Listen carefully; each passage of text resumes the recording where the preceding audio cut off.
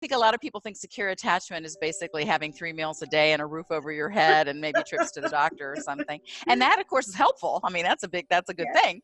But actually, it's a lot more than that. It has a lot to do with, especially if we think of babies and parents, right? In early attachment, a lot of skin-to-skin contact and cuddling and kind of cooing, and how we use our voice, the prosody, our tone of voice, is actually one of the things that creates a sense of safety the most, or not, if we're not using our voice correctly.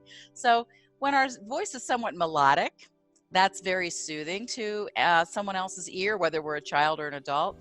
And when women get stressed, we tend to get a little bit shrill, high and shrill. And when men get stressed, they tend to lower their voice and kind of boom, and that's evolutionarily biologically programmed too, to kind of alert the tribe that there's some kind of threat going on. So that's a good thing. I mean, if you're hanging out in the camp with all the other tribe members, and I don't know, a saber-toothed tiger wanders in, you want to hear that shrill or that boom, because that immediately alerts everybody in the tribe that something's wrong and they need to look out and try to get safe again.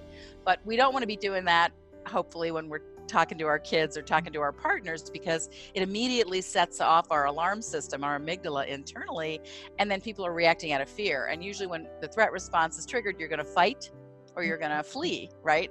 So somebody's going to either run away or put their dukes up, or worst case scenario, if they perceive that it's life-threatening, they're going to actually freeze and become immobilized. And those aren't relationally helpful states if you're trying to resolve something interpersonally.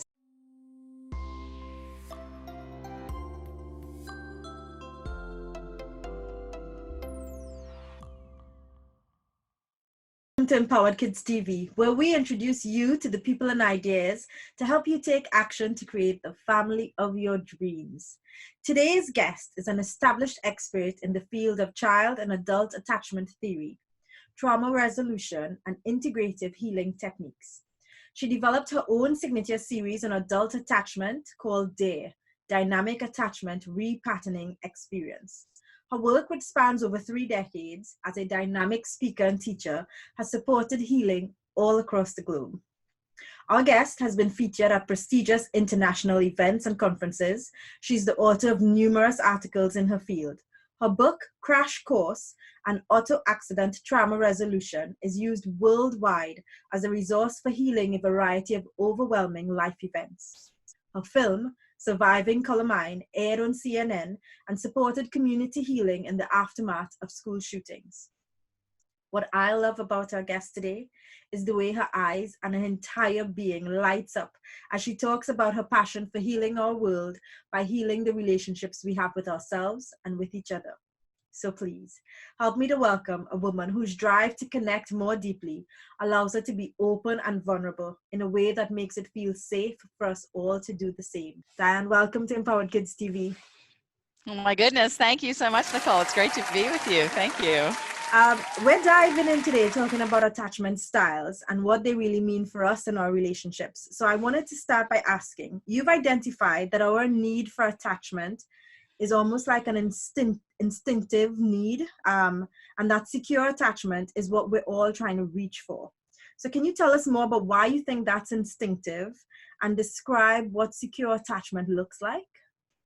Absolutely. Well, John Bowlby, I have to give him credit for that, because he's described our secure attachment as inherently biological, and that we are, I mean, according to him, and I agree with him, that we sort of born with it, and then of course things interrupt it, get dumped on top of it, and then we can create secure or disorganized attachment. So I think ideally, I like to think of it like secure attachment. If we didn't grow up in a family that was already securely attached and promoting secure attachment, that it's in there, and we're just sort of trying to excavate it and bring it forward again so people can experience it more and more and more. So there's different aspects of secure attachment, so we can work on practical skills with each particular type of thing we're trying to recover.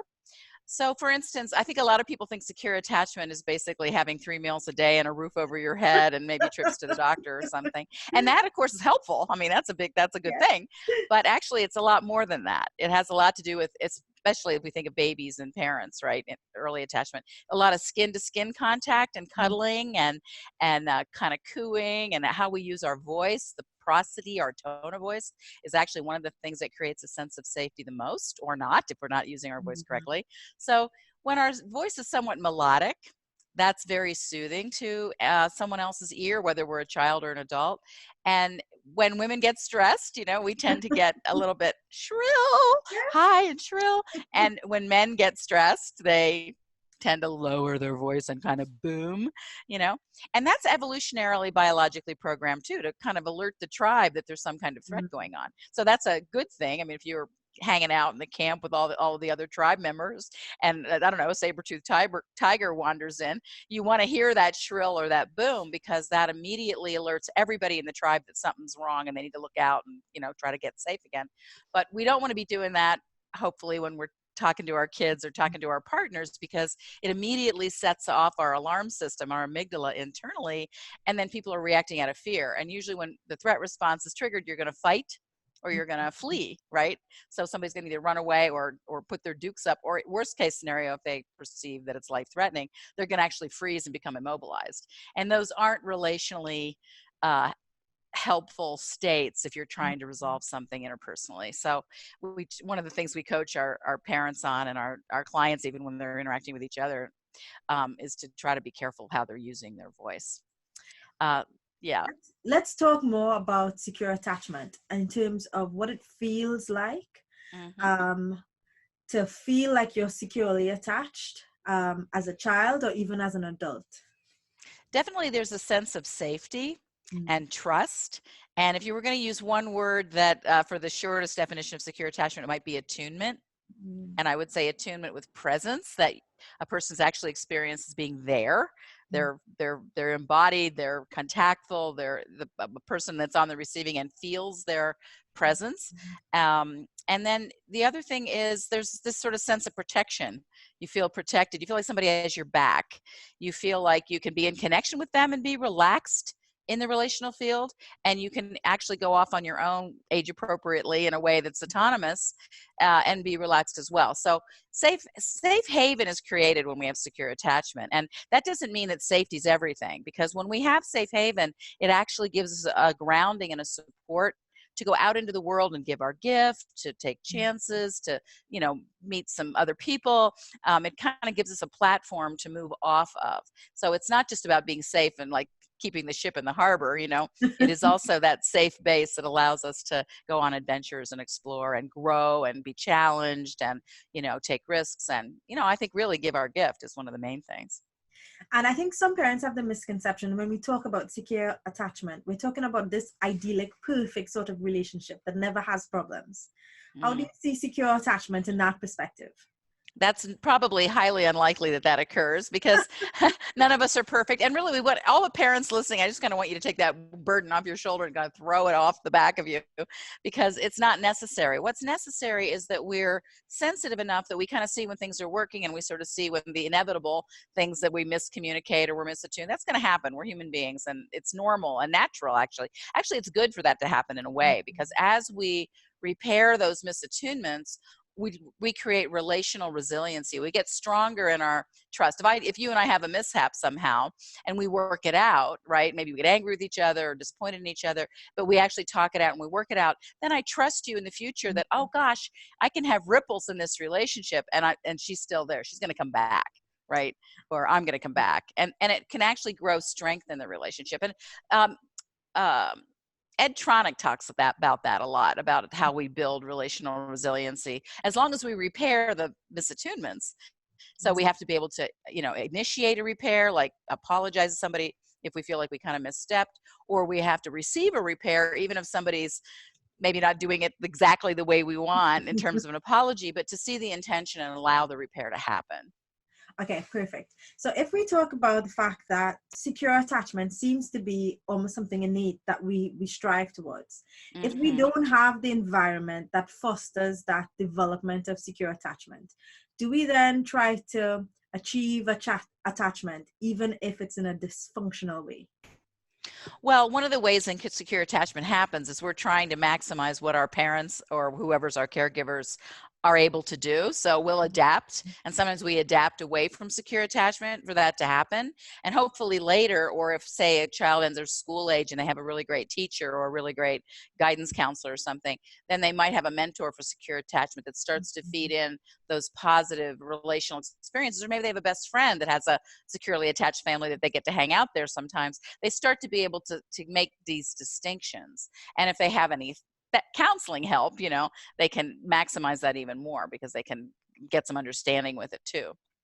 Okay, But so I think what my work's really about is understanding what secure attachment is, then how do we heal back towards it once we may have not had the lucky circumstances of having a really pro-social family life where it was mostly there to begin with. let's talk about the 3 types of attachment that's not secure, and maybe help parents see how we can see ourselves in each of those descriptions, and how we can see our interaction with our kids or in our different relationships based on the type of attachment that we may have been brought up with. That would be great. I'm going to start with avoidant, and I just want people to understand that we all can have a mix of attachment styles, because attachment is very fluid based on the person we're relating to.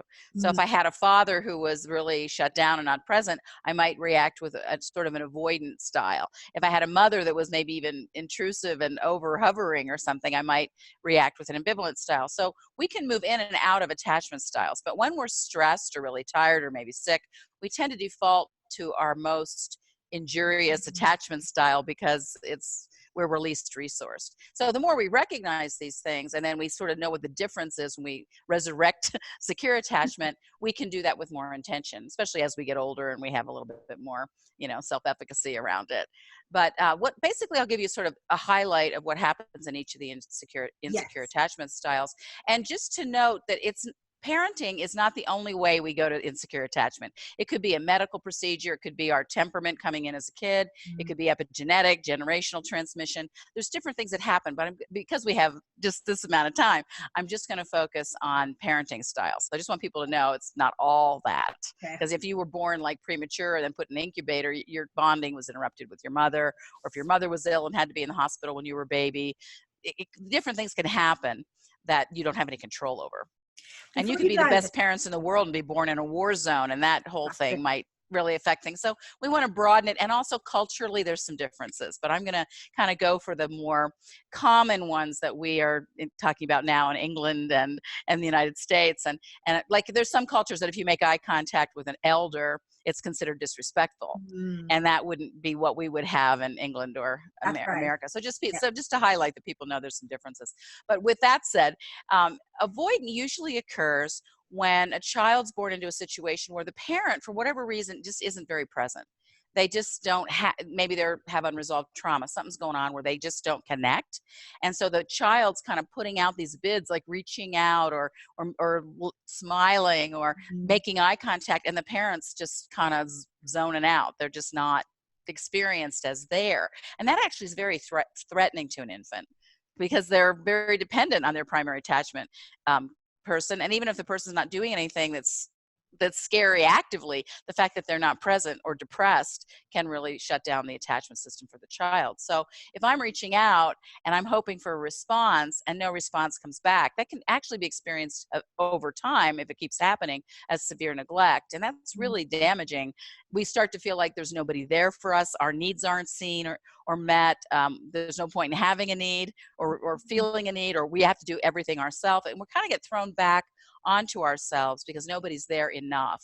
And it has to happen repeatedly for that usually to be what happens. And the child starts to feel isolated. They start to develop a sense of self that's separate from their parent. They're not, usually we have this reflection, like I'm happy and you're reflecting joy in your eyes back. And there's this kind of co-regulation and co-responsiveness, and that's not there enough, which then creates what we call avoidant attachment. We call it avoidant when it's a child. We call it dismissive when it's an adult pattern. Same pattern though. And so children that are dealing with that situation, another way it can happen is there can be active rejection. So there can be neglect and there can be active rejection, like they look up into their parents' eyes and for whatever reason they see hatred or they see anger or they see chaos too much of the time in the family. And the other way avoidance can happen that isn't talked about as much is that the parent only shows up when they're teaching the child a left brain activity, Mm-hmm. like a task, like I'm teaching you to read, or I'm teaching you to play basketball, or I'm teaching you to ride your bike. But when they're not teaching a function, they sort of disappear. So then the left brain gets overdeveloped and the right brain, like emotionally and relationally, gets underdeveloped, and that can create avoidant pattern.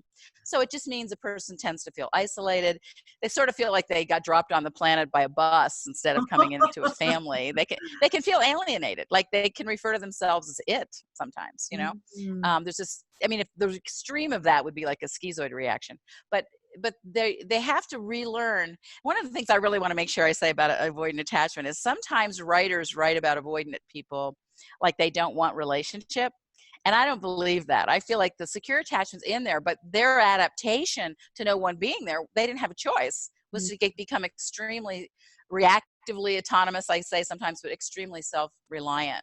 And they don't feel like they can reach out. They don't feel like they can ask for help. So simple things like setting up a circumstance in the parent-child relationship now, or in therapy-client relationship, is to help them re-experience relationships as nourishing, and that they actually feel there's a value in hanging out with you, and that you begin to be responsive, and you try to set things up like where they have to express a need, and then you can meet it. Like I might, if I was in a session with a client, I might say, do you want me closer, more to the right, more to the left, further away? And then they say, well, I'd like you a little bit over here, and I move, and they go, yeah, so just for, how was that right there? You said what you wanted and I did it. You just have to point it out though, because it's usually an unconscious pattern. And so very often avoidants tend to work alone. They're very good at getting the job done as they grow up, because they're not distracted by relationship or emotional states of other people. They're like, okay, let's just get this done. And their left brain is really developed. So they very often have this take charge, get the job done. And society needs get the job done too. So that part's useful, but they can also get the job done and learn how to have the satisfaction and fulfillment of relationship too. So we want to give them everything back. Yes. And so you might give people like easy exercises, like looking out into the world and seeing kind eyes. I have that on YouTube if anybody wants to look at it under my name and kind eyes.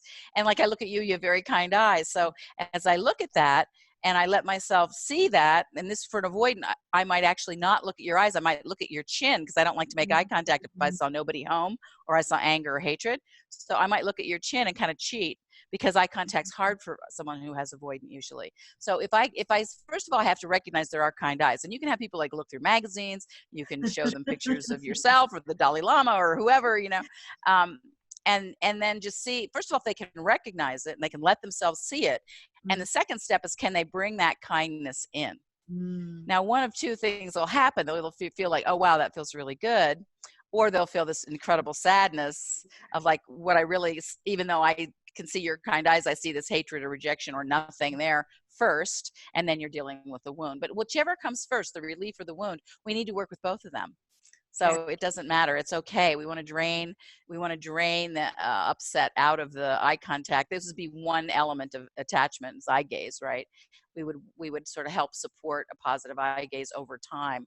And then we might give a little thing like, avoidants tend to be stressed on approach, either approaching someone else or being approached. They tend to, be on their computer, with what's called parallel attention. They do things that don't involve other people, like the computer, or in adults sometimes pornography, or when they avoid intimacy on some levels. I mean, they have friends and they might have relationship, and people often will feel dismissed by them in adult relationships, and they might feel like they aren't loved, but the person actually does really love them. They just don't demonstrate it as much. So it's important for people to know that there's secure attachment systems in there too. It's just that they have the brakes on it.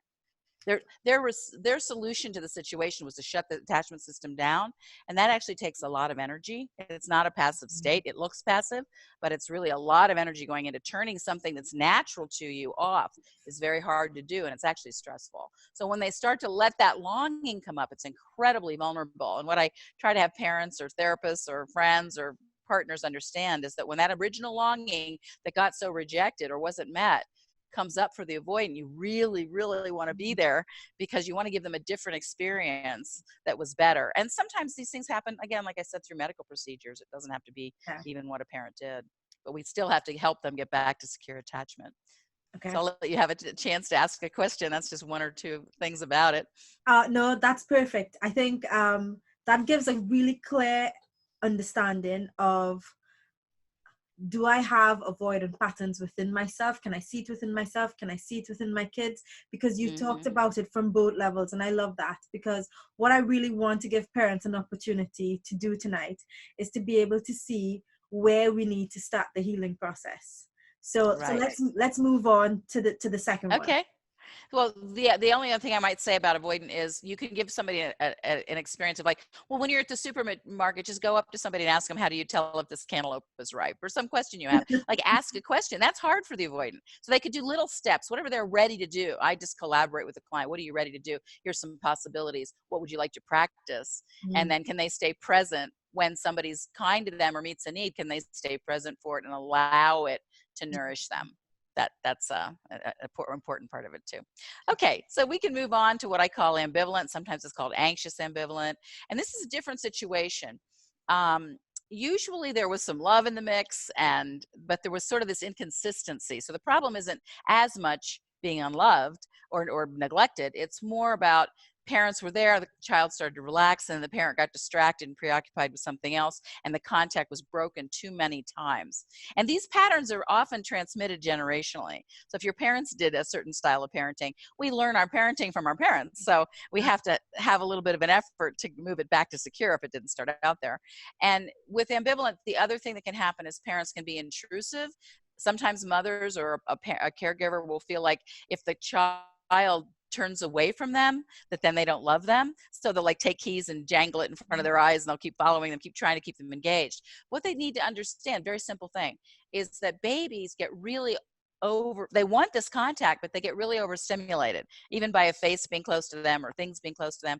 And so they have to, like, you'll notice all babies do this. They'll engage and then they kind of zone out into the cosmos somewhere, and they sort of just hanging out, and they're actually regulating themselves. They're not rejecting anything. They're just regulating, because it's a lot for them. They're little tiny nervous systems, and adults have a much stronger nervous system and can be more boisterous. And that's why so many kids are afraid of clowns. Clowns get intrusive, and they stimulate too much, and the kids start to cry. It's not because they don't like the person, it's way too much stimulus and they get overwhelmed. So all a parent needs to know is that the kid is going off into the cosmos. Just wait. Don't try to re-engage them. Just let them regulate, and as soon as they're regulated, they'll come back and go, hi mom, hey, I'm here, let's play, and that's really a simple thing, and you can save the child from moving into anxious ambivalent attachment pattern themselves. Very simple thing. The other thing that will happen if somebody has been in a situation that caused them to adapt into anxious ambivalent is that they have a little bit of that pattern. They'll tend to always feel like people disappoint them. And they have a fear of abandonment, right? So they're kind of expecting you, and they're almost deciding before you even do it that you're going to disappoint them. So they project it on you, and whether you could be the most loving partner or parent in the world, but they expect that, and they kind of believe it's true even before there's any evidence. And if they have a lot of ambivalent, they'll tend to be angry. So they'll be picking fights with somebody when nothing ever really started. There wasn't ever any reason really for the fight, because they're angry at the person for abandoning them, even though they didn't abandon them. And they'll tend to ambivalents are the quickest to read like facial expressions and detect emotional states in other people. So they're very quick at that, whereas avoidants don't see it. They're very slow at that because they don't have that social cueing, because they didn't have another person there to practice it with. But ambivalents have it in spades, because they're always looking, is this person like me? Do they not like me? Like that Daisy thing. He loves me not. He loves me. He loves me not. He loves me. It's like that. They're constantly thinking and reading. But the problem is they're very quick to read, but they misinterpret. Right. They always scan for abandonment. Like, oh, she didn't smile as much as she was smiling a minute ago. That must mean I did something wrong, or she doesn't like me. They are always making this interpretation tilted towards abandonment. Right. And so they don't know they're doing that. This is an unconscious activity. So what I sometimes have done with people, say, if you could have a banquet, like just a table full of all of the relational things you want, all the love you want, all the caring behaviors you want, because they tend to not see caring behaviors. They tend to like ignore them. So I say, if you had everything on this table, I want you to imagine what would happen if you just let yourself have that, just take it in. And they'll go, oh, that sounds great. And they'll try to take it in, and then they go, oh, and their stomach will contract, and they'll get, oh, that's too much. I can't do it. And they need to feel that, because until they recognize that they have a little bit of a difficulty receiving positive relational experiences, they believe it's the other person's fault. Like, you don't say the right thing. You don't do the right thing. You didn't come and show up for this event with me at the right time, or you didn't hang in with me at the event. Or there's always this idea that the other person is letting them down. And that comes from lived experience, but usually it's very early experience.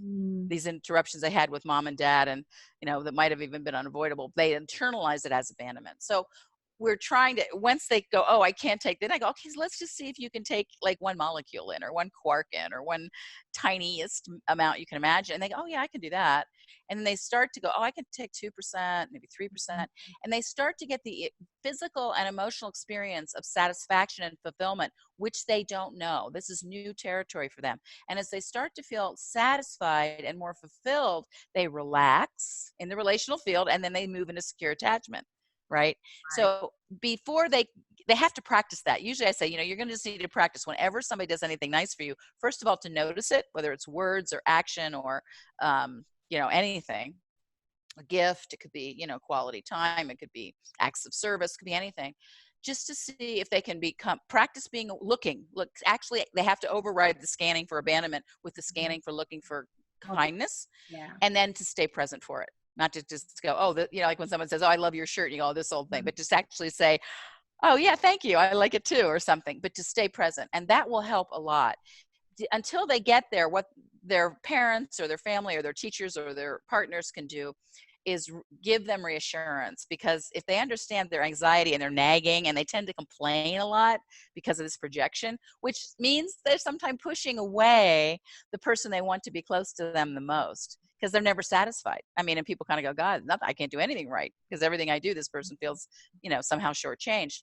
So if you can help them practice the receiving and notice caring behaviors, that's a really big deal. And then also, if they can learn to ask for what they want without a negative tone, without a kind of nagging or angry quality, they can just say, because they sort of feel like they don't deserve to have it.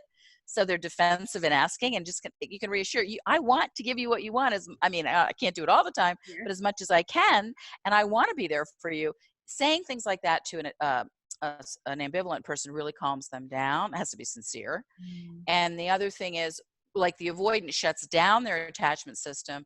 For the ambivalent, it's ramped up. Like, everything's attachment, and it's too much. It's like if I sent you a text and you didn't reply like within 3 seconds, I'd feel like, yeah, you don't care about me, and I'd go off on this whole thing. And so then what'll happen, it's say you're just like hanging out, and I just keep sending you these texts, and then they get increasingly either disappointing or angry, and then you're kind of going, what's this person's problem? I was in a meeting, Jesus, gee whiz, I wasn't rejecting them, I just can't be that fast, but it's interpreted negatively. So when they start to realize, an ambivalent needs to practice giving other people space for response, and give them a chance, and give them the benefit of the doubt, which doesn't come naturally. That's a practice that will take them to secure. Like, you don't have to, if you're in a partnership or you're the parent of somebody that's ambivalently attached, you don't always have to be reassuring and always have to be going, oh, you're in my heart when I'm not with you, and I love you, and you're my man, or you're my woman, or whatever. They don't have to do that forever. I mean, we all need to water the plant of relationship, but as the ambivalent moves into secure, they start to feel more self-value. They start to not be so focused on the other person, because their nervous system is set up that they can only regulate through the other person. So they feel very needy, and they don't like feeling needy. And if you tell them that they're needy, they really freak out. Yeah, they don't like that at all. So they're trying to stabilize the relationship of this on again, off again parenting style by sometimes over giving, because they feel like if I give to you, I'll be indispensable, and that means you'll stay with me.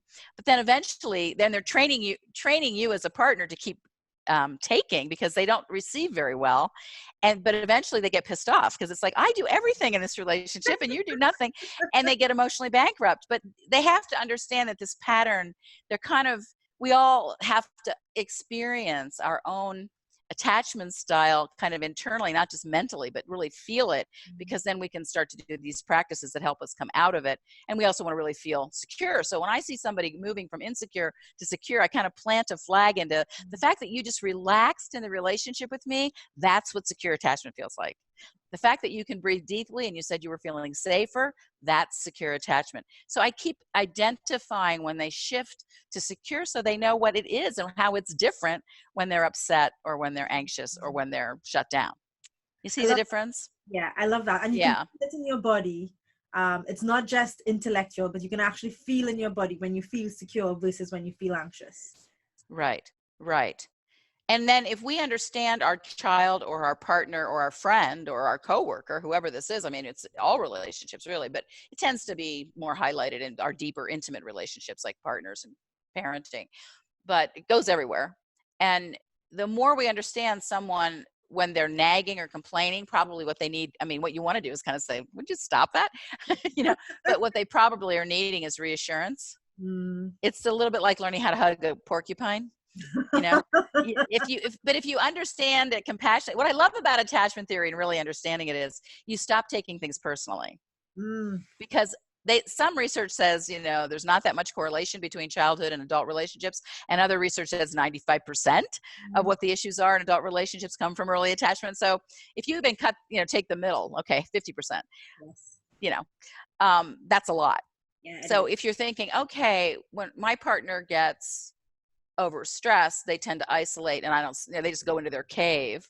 And then I understand they may need some time out, but then I go, okay, I know they need time to surface. Like an avoidant actually needs time, like scuba diving. You need to take time to come up, right? And if they're like really in their computer and they're really into something that they're just doing alone, like playing music or something, you need to like ask them, like you say, oh, I want to take you to your favorite restaurant for dinner, let's go to that Indian place or whatever. And if you ask right away, they tend to be abrupt because you're interrupting their zone, and they'll say something like, leave me alone, or not now, or something. And then you kind of go, well, screw, I don't like, forget you, and so what you can, if you understand it, you can say, hey, honey, I'd like us to go out to dinner. And would 20 minutes be enough time or 10 minutes be enough time for you to get ready or to shift? And then they go, well, yeah, I think I need 15 to finish this up. And they go, okay, cool. Let's meet in 15 minutes. It'll go much better, much, much better. But you need to understand that on the way out the door, if you take a phone call from somebody and then you disconnect, they'll default back to avoidant and you might have to start over. Right. So it's just really understanding. There was a great example that Amir Levine gave in his book Attached, which I really like. He wrote it with Rachel Heller. It's a great book. You can get it on Amazon. He said that he gave this great story of a woman who they were for the first time going on like a second honeymoon to Paris, and they were walking down the Champs-Élysées and all this beautiful everything. And he was walking like 6 steps ahead of her. And she knows he's avoidant because he does everything in his own little isolated bubble. And she could have gotten angry. I mean, you could see how somebody could get kind of like, well, that's not very nice. Here we are, and we're on our second honeymoon, and you're not even with me.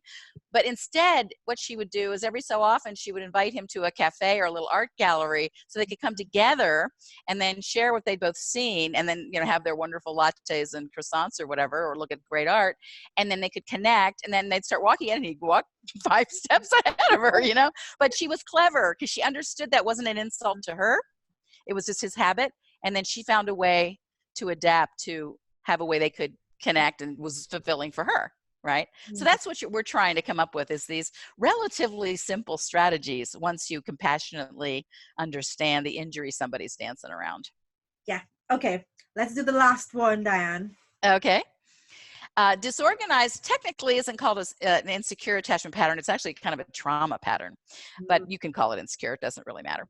And they didn't even study this one in the beginning when they did the adult attachment inventory and all the research related to the strange situation, reunion studies and everything. They noticed that there were some kids that didn't fall into either category, like shutting down the attachment system or amping it up where and ambivalents are really hard to soothe on separation. Separation is really hard for them, whereas connection's harder for avoidance. So it's a different style. But then they noticed kids that were actually exhibiting this weird behavior, like when their parent came back in, the kid would run up and get stopped halfway and then fall down or start running in circles or go up and hit their mother in the face or something. So they were like, whoa, that doesn't fit these other things. So disorganized came later, and it's sometimes called disoriented. But what they discovered was that in the parenting style, or it could be, again, another reason, the parenting style, that the parent was either scary or sometimes scared of children, their own children, or sometimes had unresolved trauma where they just weren't even doing anything scary, like yelling or hitting or being, in the worst case, physically or sexually or emotionally abusive. They just had this energy field of fear or paranoia from their own trauma, right? But they were containing it, they weren't acting it out, but still a child can't bond to that.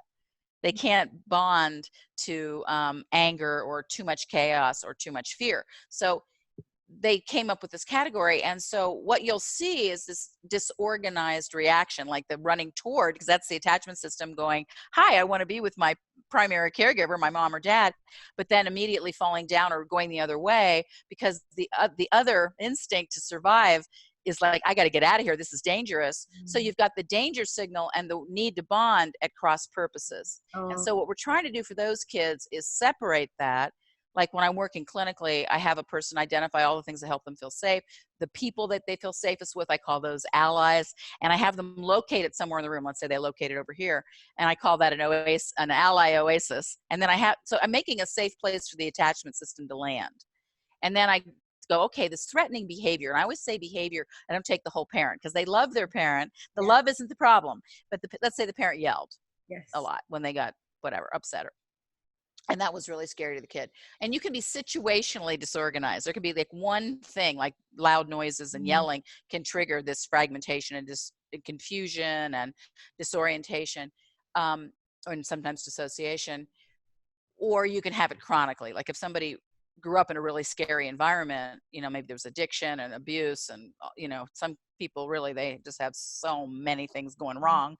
Then they might have a chronic disorganized pattern, but many people they'll have situational.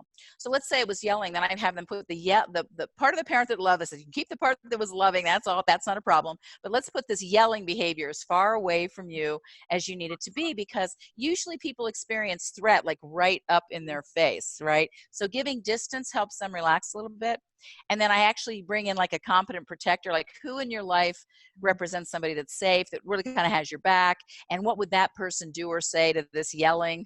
Like, would that person take your father or whoever it was to anger management classes, or would that person say, you can't do this with this kid, it's too much? Would you see somebody like rescue you, or, I mean, in some cases they want to hit the person, it doesn't matter, they're doing it in the safety of the session, don't encouraging them to do it in real life, but you're doing something to help them finish their defensive response so their nervous system can go out of threat and relax, and then try to deal with these difficulties. And if they have a partner that tends to yell, like say that's happening in the marriage or something, or the partnership, then you want to hopefully bring that person in and say, we've got to find another way to work this out, or this person has to have a safe room in the house where they can go and you have to knock, you have to have permission to go in. You set up some things that you have to enhance safety because danger was too much. And that's the toughest one. And people can be disorganized avoidant. So when they get scared, they disappear, they go away, and you don't know when they're coming back. And you need to teach them to say, okay, I need a break, but I'm going to be back tomorrow morning, or I'm going to be back today at 3:00. And that you can be disorganized ambivalent, where you get really clingy and really excessively needy because the survival system's feeding into the insecure attachment. And some people flip between both. Like they'll be really distant and then they're really desperate to connect, and then they're really distant and then they're really desperate to connect. It'd be very confusing for the person themselves, but also for the person they're with, or the parent or the child, either way. And so the reason you can't really call it an attachment style exactly, I mean, it is a way it happens, is there's no predictable sequence. Like in the other two, there's sort of predictable patterns, and anything I've described, you don't have to have all of them. Yeah. You could have one aspect of it, right? It's not, I'm just giving you some different ways it expresses. And I want to say the gift in ambivalent is that hypersensitivity can become, as the person feels more resilient, unbelievable attunement, where they are actually reading signals correctly, and they're very attuned. So relationally, they can just be amazing. And once somebody recovers more and more secure from disorganized, they really have a sense of how to be protectors, how to create safety.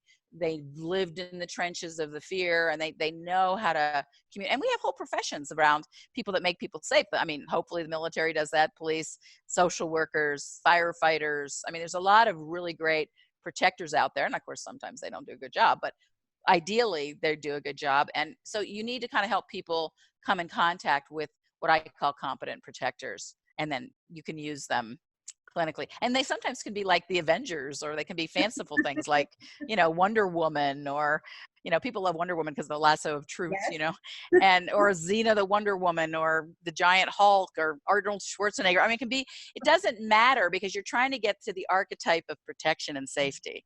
So some people get that through movie characters, or through books, or through the actual people they know, or sometimes, these characters, these superhero characters. It doesn't matter, because you're just trying to help them come back to safety, which is a signal for secure attachment. Okay. I want to say thanks, because that was beautiful, and I can see myself in all. I can see. Yeah, I think most of us can relate. It's a little bit like going to medical school. You start feeling like you have everything, but there might be different emphasis in different relationships. That's right. Right? That's right. You talked about some of the dysfunction or the insecure attachments moving from one generation to another. So yes. What do you usually see that the attachment type of a parent is what you'd experience with the kids? Usually that's what happens. I'm not saying they usually can give the adult attachment inventory, and they can predict the attachment style of a kid or the adult. So the best way to mitigate transferring painful patterns to the next generation is to, in your own life, move to secure attachment. And that's the beauty of doing your own healing. And when people actually know what secure attachment is, like if I'm ambivalent and I know I need to practice receiving, I need to practice looking for kind behavior, I need to stay present for that. If I have that intention, that's a doable thing. Yes. I mean, it might not be easy in the beginning, but you can get reinforcement for that. And if I'm avoidant and I know I need to practice approaching someone, I know I need to make sure I tell people if I'm going to disappear on them when I'm coming back. I need to involve other people in my activities sometimes, even though it's uncomfortable in the beginning, but I might actually enjoy it more. I might find down the road I enjoy it more. If you take everything that is secure attachment and you turn it into a skill and you help a person practice it, it's amazing how quickly someone can regain it more and more. I mean, every time you regain one aspect, like eye contact for the avoidant, you regain one aspect. Like I had one person that we did more than just eye contact. We did eye contact, and his arm was actually reaching on its own, and he was leaning for support. His body was doing all these secure attachment things, and then we were responding appropriately to it. Like he was leaning so far out of his chair, I thought he was going to fall on the floor. But he rejected any help, and finally goes, "This is really painful." And I said, "Well, would you like somebody to be there?" And he goes, "I think I'm trying to do it myself." He's like holding his own head and everything. I said, "You are," and that's, of course, I didn't say it was avoidant, but that's very avoidant now. I'd do it myself because nobody does it right. And then he said, "This is really painful." I said, "Well, I'm going to ask you again, would it be okay to have someone there for you to lean into?" And he picked the best body worker in the room. We were in a class setting, and he just melted into this person. Wow. And just all this relief happened. So that was like, he had the need, but it was immediately met. And it was all on unconscious. He did not know why he was leaning. I thought he was leaning for support because it looked like that to me. But he goes, "I don't know why I'm doing this." I mean, it's a weird thing to do. Can you imagine if we're in this conversation, you're leaning off screen, like all the way over? That's a strange thing to do.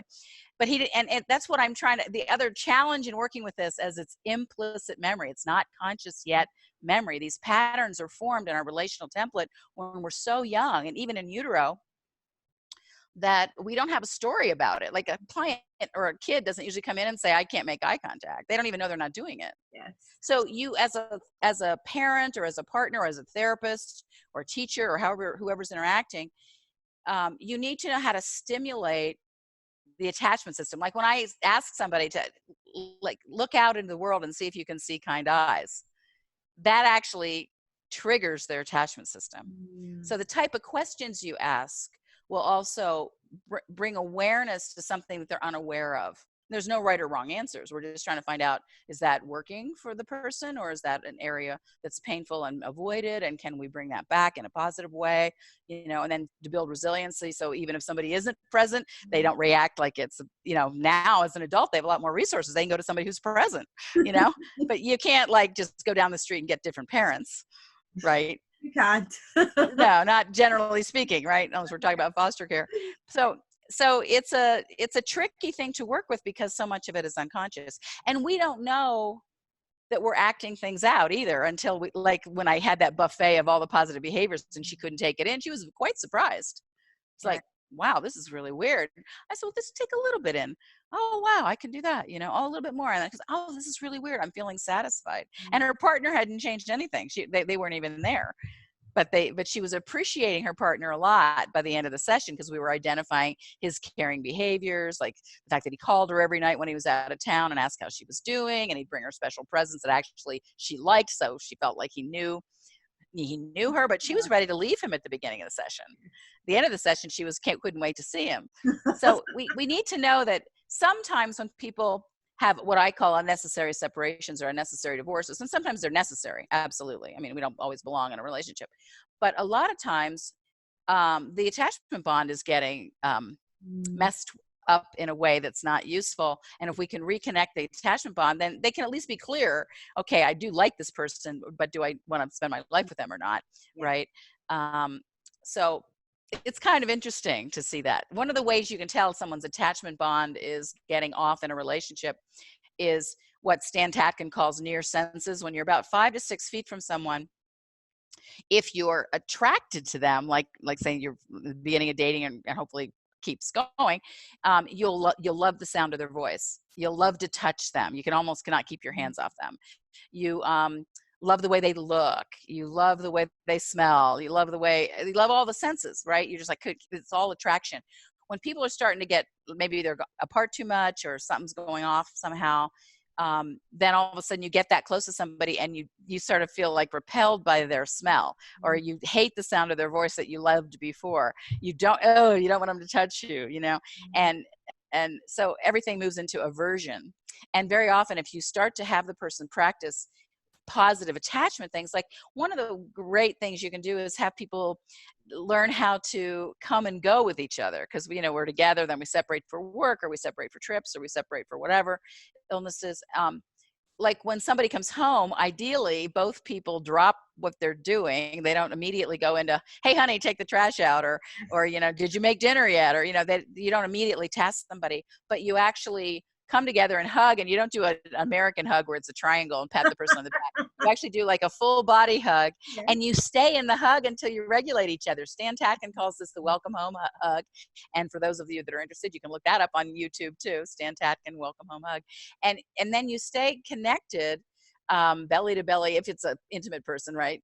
And you stay till you regulate each other. And then let's say that this is the husband and he has a tight neck. The wife puts her hand around his neck and helps soothe that. And if she has pain in her lower back, he puts his hand there. So they begin to regulate each other. And people bodies want to be where there's regulation, where there's a regulatory, there's a good comforting feeling. So the more you enhance those kinds of things, sometimes that can really strengthen and bring back a relationship that's been having trouble. I love that. I think what you've given us is a lot of insight to be able to really start to see ourselves in some of the different patterns and the styles. And what I love about this conversation is that you're saying, and this is what I absolutely believe about parenting, that if you don't want to pass on your pain, the first thing you need to do is get the level of self-awareness you need to heal, and then build this secure attachment that you need for your kids. So I want to talk about that healing, because I think that's a really important bit. So we've listened to the different styles, and I can identify where I fit in, especially in different relationships, more in one style than another. What's the process if we wanted to start that journey of healing? I couldn't hear the last question. What is the process? What's the process if we wanted to start the journey to healing? Oh, well, I think first of all, I mean, we have an attachment quiz that anybody's welcome to take that's free on our website, Diane Poole Heller, just my name, DianePooleHeller.com. You can go in there and take as many times as you want. And if you take it like from the perspective of when I'm tired or stressed, I do this behavior, right? Because you'll get more of a clear picture what your default attachment system is. Yes. And if you're going to take it related to one relationship. Like I'm going to take this in relationship to my husband, or now I'm going to take it again. I'm going to take it in relationship to my child, or you want to focus on one relationship because your attachment style can shift depending on the relationship. Yeah. And then the other thing is, I think really having a clear understanding of what secure attachment is. When you take that quiz, by the way, we give you a little ebook, so it gives you a little overview of everything I talked about today, and a little video clip as well. So it just is a real quick way to get information. And then of course, if you want more, there's the book I wrote, and I wrote an audio book. And a lot of other people have written great books that I mentioned also in the talk today. But you can get more information. It's out there. I'm trying to just make it really practical and usable, and break it into like what I call corrective experiences. So if it would depend on where you start, like which attachment style you're struggling with the most. And when you answer the questions, you can kind of go, it'll bring up a lot of awareness of things you haven't been aware of just by answering the questions. And then you get a little feedback on what, this is not a research-based instrument. It's based on just giving you a sort of a point of exploration, like what do I need to work on, or what is this, what does that mean? And that's what we're hoping to accomplish with the quiz. But I think starting wherever you feel, first of all, where you like some people might want to start where their most difficult thing is, but maybe that's too much for other people. So they might want to start with a smaller piece, like, okay, I'm just going to notice caring behaviors. And then later on, okay, I'm going to stay present for them and take them in, right? You can break it down into manageable pieces, and you just change one thing, and you decide, and you get some skill with that. And then you go, okay, I kind of have that one down.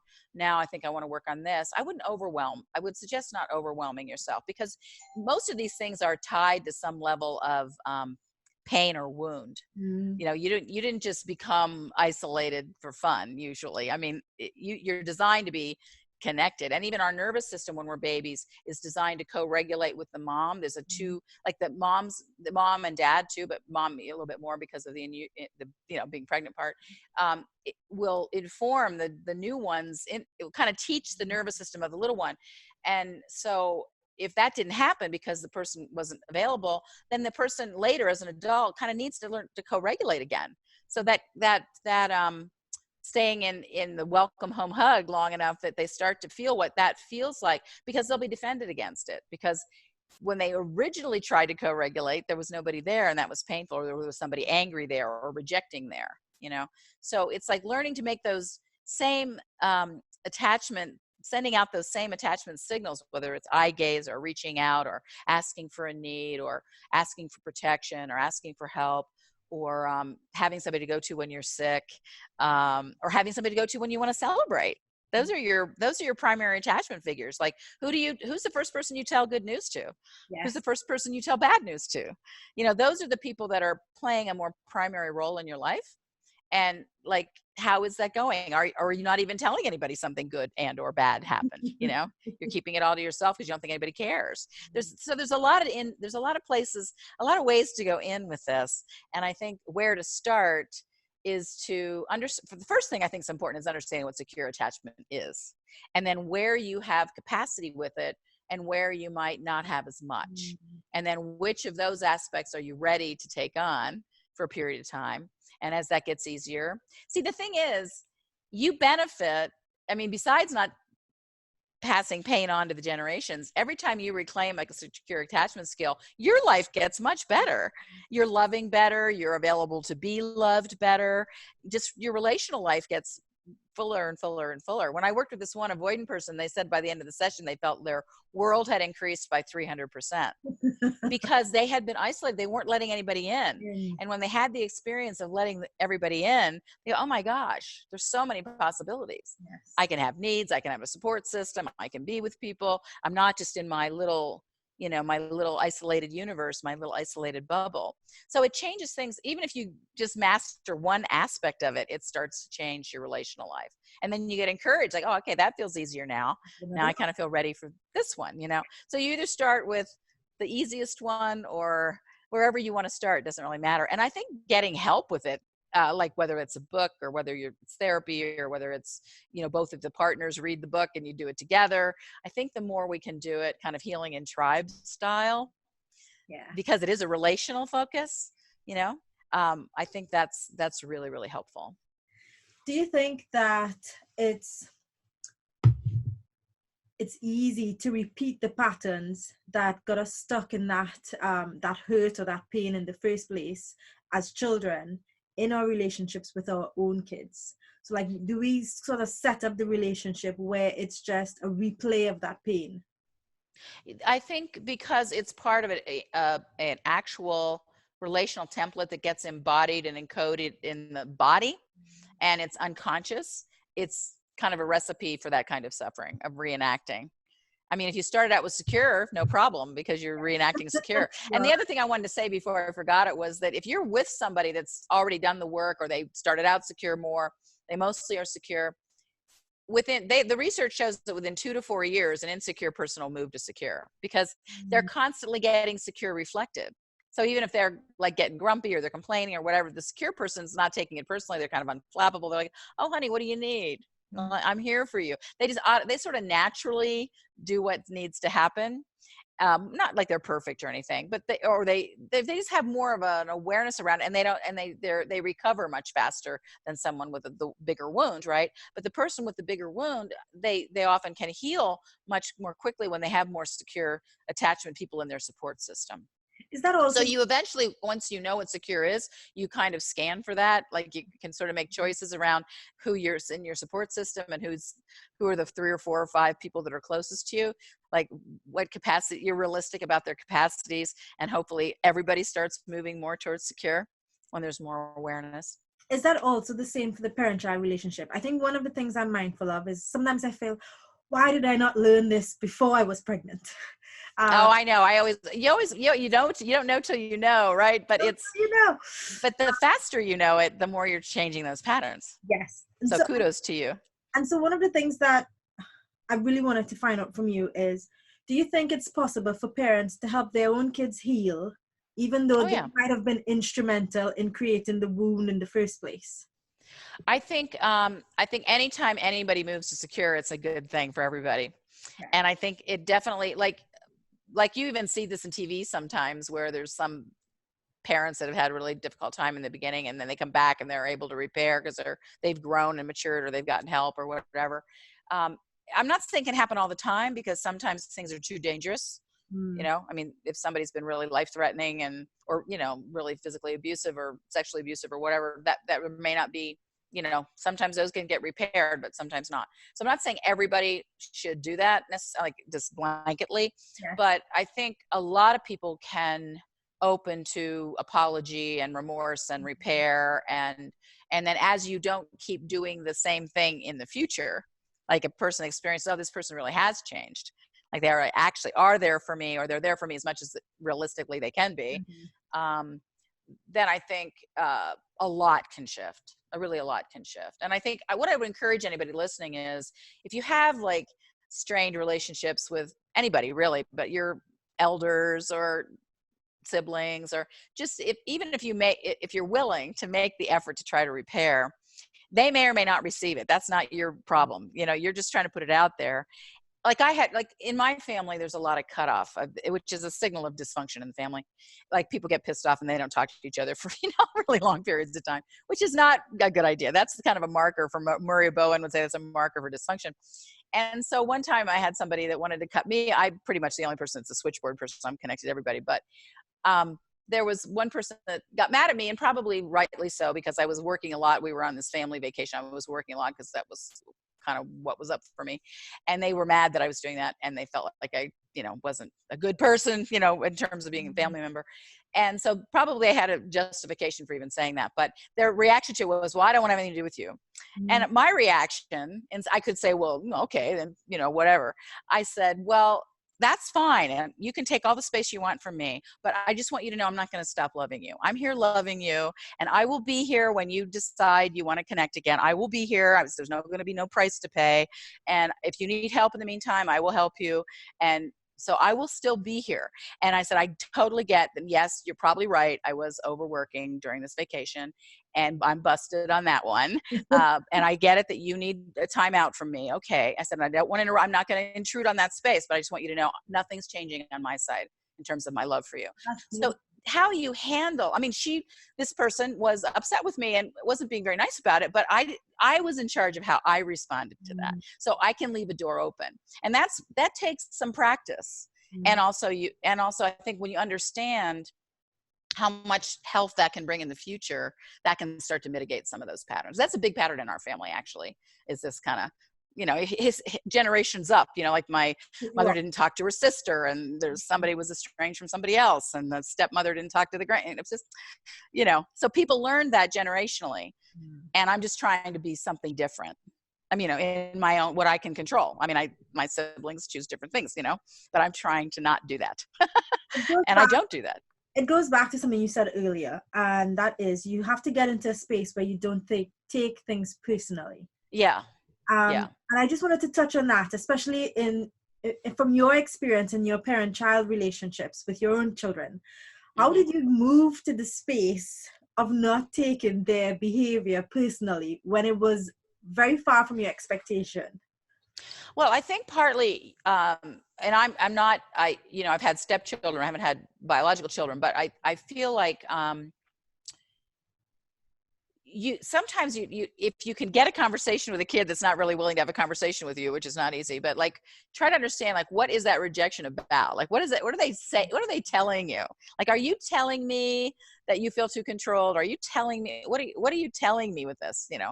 And to see if you can continue to build bridges, or like I just said, like, I don't know why you keep going back to this addiction or whatever, but I just want you to know I'm still loving you and I'm trying to be helpful, but I know there's a lot that happens with that. Just know that this is a safe haven for you. And at the same time, you do have to be in at 11 o'clock. And I really want us to move in a direction where you're not doing that. I mean, what help can we get? I think it's like the way you try. It took me like 2.5 years of actually concentrated practice to try to convert my feedback. And I can do it most of the time, not always, nobody's perfect, right? But where I would give empowering messages, like I would reframe, like, okay, this is really hard for me, what you're doing right now. This, like the fact that you won't talk to me, and, I don't know what's going on with you, and I love you, and I want to know what's going on with you. I'm here. And when you're ready to talk, just know I'm absolutely here. And even if you want to sit in a room and just be quiet with me, and we don't even talk, that's great. Just come and we'll hang out and we won't even talk. You're just trying to find a way to communicate secure attachment language. Like when you really understand what secure attachment is, you can say things like, to an avoidant, you might say, I am here for you. I know that hasn't always been the case. And I do want to know what your needs are, because they don't feel like anybody cares about that. And they don't feel welcomed either. Like you said, I celebrate you. I'm welcome. I'm so glad you're part of this family, because they don't feel like they belong. So if you understand even if they're not saying it, you understand, okay, if they're acting like this, they're probably feeling, if it's related to this information. And if an ambivalent is complaining all the time, you might just say, when I know I'm not here a lot this month because I'm traveling for business, or, your dad needs me over here and it's part of the family business or whatever. I just want you to know, wherever I go, you're in my heart. You're with me. And I'll text you every day and just tell you I love you. Or you're doing something that gives them a sense of consistency and reassurance that you love them, and it counteracts their fear of abandonment, right? And then you can also, like my sister, I thought this was great with her son. Her son used to, when he was really little, he's an amazing young man, but he used to whine, like a lot of kids kind of whine. And she would say, honey, I want to give you the chocolate milk or whatever, but I can't hear you when you say it like that. I can't hear it when you're whining. So I wonder if you could say it differently, and then I absolutely would get that for you. So you're learning to not like crush someone's soul when they don't behave properly. And the more you reflect secure attachment back, like this person that wanted to cut me off is probably my closest family member now. And we have all this love between us. But I had to like let it go for a year, like not just wait, which was hard because I really care about this person, right? I don't like being cut off, but so I think it's really worth listening to in terms of understanding how to have healthier relationships. with our kids, with our adults, you know, with our partners. I think this attachment work, this body of work that I'm, of course, using from many, many other people that have worked on it many, many years, I feel like is really, really valuable because it gives you specifics. Exactly. You know, because we think we know what a healthy relationship is, but most of us don't know. I mean, we weren't necessarily modeled that, Exactly. you know, completely. Like I can look at my own history, and certain things were modeled really well, but other things were really off. Yeah. So there were the good things and the things that just really, I still have to work with sometimes, because if I get really tired or stressed, I want to revert to that. And I go, okay, you're going there, just take a time out, you know. And I don't always do it successfully, but I do it way, way more successfully than I did before I started this journey about 10 years ago. Okay. Last thing for our viewers, if we had to work on, let's say, the top 3 or the top 5 secure attachment skills, what things do you think we should be shooting for?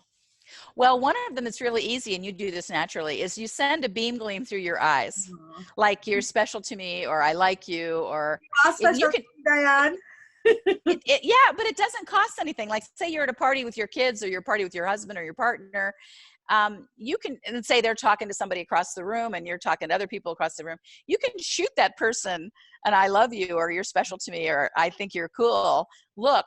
It doesn't cost anything. It takes 2 seconds. You can do it with your dog at home and see the response. So you can have an intention. Like I always, when I go to teach, like at a conference, I have 300 people, I do this really weird thing, because nobody does this except me that I know of. I stand by the door when they come in, and I take their hand and I shake their hand, safe contact, and I look in their eyes and I go, I'm so glad you're here. It's a secure, it's an I-beam, and I'm so glad you're here, and where are you from? I might say, oh gosh, your name's really cool, or, you know, I might make some personal comment, but I do that to as many people as I can before I have to get up on the days and start talking. And people are just like, that's the thing they remember. They go, oh my God, I felt so welcome by that person. And that's using secure attachment. And I'm authentic about it. I really do care that they're there. The other thing is, just so you know, it takes about 10 to 20 seconds for your nervous system not to think something's threatening. So if I'm friendly to them, they know I'm not going to eat them for lunch, basically. And I know they're not going to eat me for lunch when I'm up there talking. So the whole room relaxes. Right. And people think I'm weird sometimes, because I'll just go right up to them and they're like, who is this person? And they ask, I'm Diane. And they go, oh, are you the person talking today? I'm like, yeah. I said, I just wanted to say hi. You know, they don't think I'm nuts. And I have to get over that awkwardness, because it actually creates a connection in the whole field. Even if I only get to 10 or 30% of the people, we start from secure attachment. So it's infectious. So that would be one thing, would be like being welcoming. That's a skill. I know some people don't know how to do that. I mean, because I have a little bit of withdrawal, because I had a lot of rejection in my childhood. I had to kind of get over myself to like make but now it's fun. Yes. Now I enjoy it as much as I hope other people do. So eye gaze, easy. I mean, it's not easy for everybody, but you can learn to do it. Being welcoming, whatever that, and using like, I'm so glad you're here, or you have these beautiful eyes, which you do, you know, something that helps a person feel seen and appreciated, and getting good at that. Like, and then if you know the person better, the best thing you can do for anybody, and even if you want to do this for Christmas, I'll give everybody an idea for their Christmas list, is when you know somebody, or maybe you don't even know them, but you see it in action, what their unique gift is. Like, you have a gift for making people feel comfortable and asking intelligent questions. But I learned this at a workshop, and he gave us this kind of task to do when we took a break. And there was a comedian, it was in the evening, a comedian, one of the Belushis or something, Jim Belushi, the one that is not dead, Jim Belushi, he was doing his thing. And this woman who was a police stranger went up to him and said, you have such a gift to bring love and joy and humor. And he just melted. He was like, oh, I know he gets feedback all the time, but it's like specifically knowing the gift, because I believe all come in with a special soul gift that we're here to give, that nobody else can give quite the same way. So with your kids, with your friends, do that for Christmas, or for any time, Thanksgiving, whenever you want. Well, you don't probably celebrate Thanksgiving because that's our thing, but any time you have an opportunity, or you get that awareness, say it. It's very powerful. So that's 3. You see me. That's exactly. And how often do people not feel seen? Yeah. right? And not only you see them with a beam gleam, but you see them with what their core essential spiritual gift is. Whoa, that's really huge. And or just like have an intention to pay attention. What are my kids' unique gifts, or what are my friends' unique gifts, or what's my partner's unique gift? Just having that intention, you'll see more about them. Even if you don't hit it exactly, you'll get close. So that's a really powerful one. Let me think what else. Safe touch, of course. So safe touch, like if you're a therapist, you're limited on that, right? But as a mom, safe touch, whatever that would be. And some kids might have had something happen where they're not as touch available even when they're young. It down title is right. But this mom was working with kind of, I think probably a kid on the spectrum a little bit, just was kind of afraid of touch. And what she was doing was so cool. She was soaping the kid's arm and when with permission, and then she was making this game out of it, like a ski slope, and she was making this whole game about the bubbles and the slipperiness and everything, and the kid got into the game and then was starting to enjoy the touch. So it's just like being creative, like how do I get to safe touch?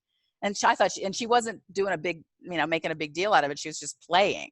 With kids, you play, actually, whether it's adults or children, is very good for the attachment system. So another thing I can say on the list of 5 is play more. Play with the people that you love more. Whatever play is for them. Like that can be going to a great restaurant, that can be going for a hike, that can be playing catch, that can be swimming, can be whatever it is, but play more. Play, it really is good for the attachment system.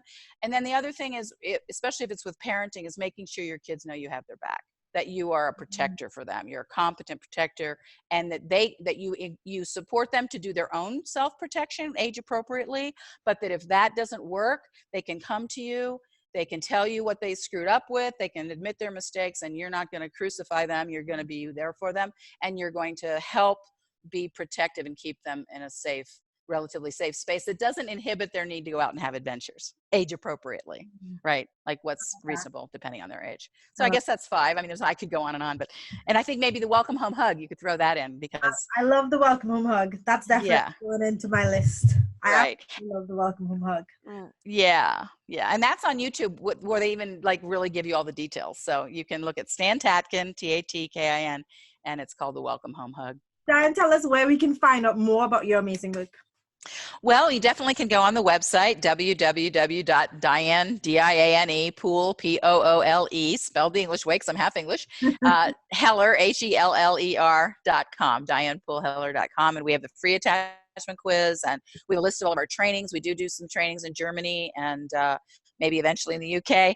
We have them in India coming up, and Hong Kong and Japan, and all over the United States, and sometimes in Canada. So just check up what we're doing there. And if you get on the email list, if you take the attachment quiz, you'll get on the email list, and then you get information about different events that we're doing. Sometimes we do conferences, and I speak at conferences worldwide too.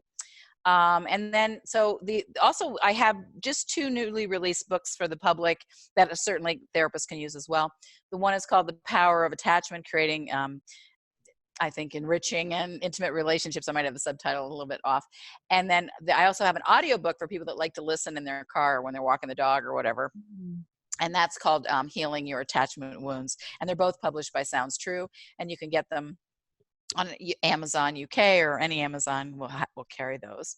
And then there's other people's books that I think are really helpful too. So I think I mentioned Amir and Levine and Rachel Heller's book called Attached. And then also Stan Tatkin has some books, not all just about attachment, but he includes attachment work in his adult couples work. So he focuses a lot on couples work, like Wired for Love is one of them. He has several books. So yeah, that's great. Thank you. Is there anything else I can mention? Or my last question is, what does it mean to live an empowered life? What is it like to live an empowered life? What does it mean to you to live an empowered life? I feel like there's a lot of misunderstanding due to power wound, where people I think of it as 2 planets. Like one planet has the person who's overpowering, and the person who's has power over, then this person's kind of in the victim position of being overpowered, and this is the person who's overusing power. And in the middle of that is a power wound. I think either one of those positions is coming from wound, and people often flip between them. A victim will sort of act a little bit perpetratory, or a perpetrator will, let's say, act like they're a victim even though they've been hurting everybody.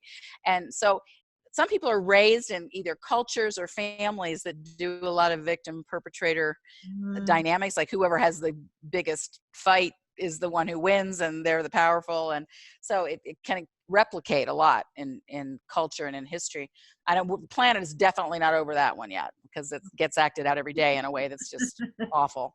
But then if you could kind of make a bridge to what I call the empowerment planet, it has a lot more to do with personal power, where it's more of a mature, developed thing. And what I try to do with my clients is I ask them, when have you ever had a person in your life where they have their own power, they're empowered, but they also want the best for you, and they want to empower you to bring your best skills or your best knowledge or your best intelligence or your best creativity or art ability or whatever, and they're really there for you. That's empowered. And so one man said to me that his coach was like that in sports. He was a hockey player, and he goes, yeah, my coach, but he was always only thinking of his family had the power over, power under thing going on. And even hockey, they would like have bar fights on the weekends, because of the idea of, fighting all the time.